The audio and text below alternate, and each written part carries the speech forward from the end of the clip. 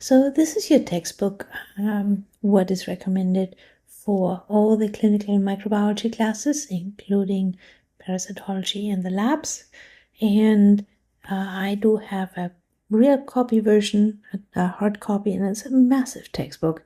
And I'm sure you have either the real copy or the ebook as well.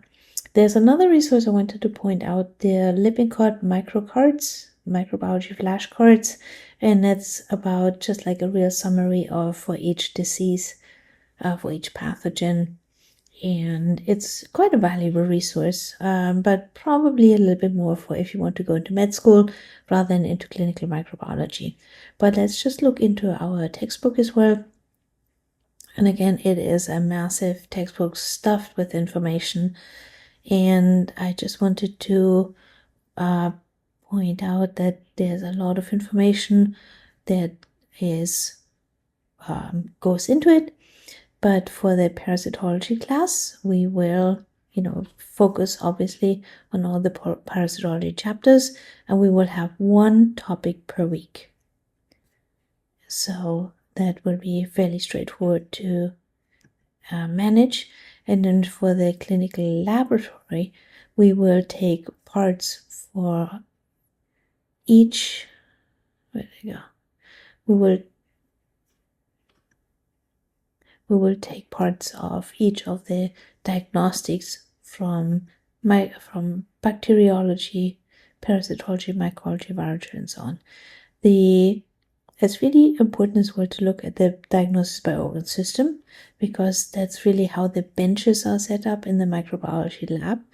And so we will include all of that as well as a cross-checking information piece for the different activities. Again, parasitology will be focusing on the parasitology chapters, but we will definitely use some of the diagnostic techniques that encompass virology, bacteriology, mycology, and parasitology. So some of the new technologies, some of the new diagnostic kits, for PCR based, obviously, they will have PCR primers for a cross section of these different diseases. So it's not just parasitology specific, but these tests will have diagnostic methods for bacteria, viruses, fungi, or molds, and also for some parasites.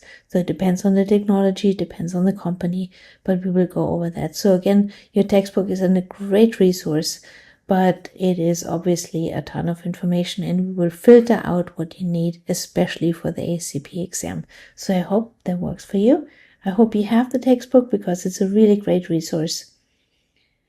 And that's it. So this is your textbook, what is recommended for all the clinical microbiology classes, including parasitology in the labs. And I do have a real copy version, a hard copy, and it's a massive textbook. And I'm sure you have either the real copy or the ebook as well.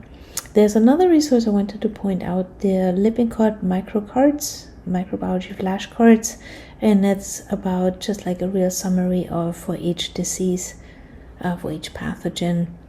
And it's quite a valuable resource, but probably a little bit more for if you want to go into med school rather than into clinical microbiology. But let's just look into our textbook as well. And again, it is a massive textbook stuffed with information.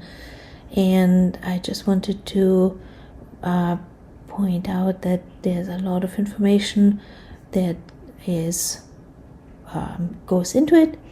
But for the parasitology class, we will, focus obviously on all the parasitology chapters, and we will have one topic per week. So that will be fairly straightforward to manage. And then for the clinical laboratory, we will take parts for each. Where did it go? We will take parts of each of the diagnostics from bacteriology, parasitology, microbiology, virology, and so on. It's really important as well to look at the diagnosis by organ system, because that's really how the benches are set up in the microbiology lab. And so we will include all of that as well as a cross-checking information piece for the different activities. Again, parasitology will be focusing on the parasitology chapters, but we will definitely use some of the diagnostic techniques that encompass virology, bacteriology, mycology, and parasitology.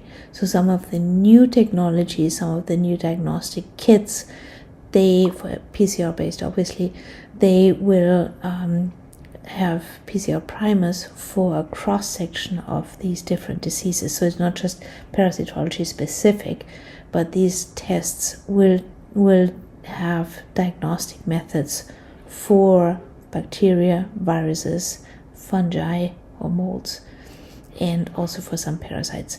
So it depends on the technology, depends on the company, but we will go over that. So again, your textbook is a great resource, but it is obviously a ton of information, and we will filter out what you need, especially for the ACP exam.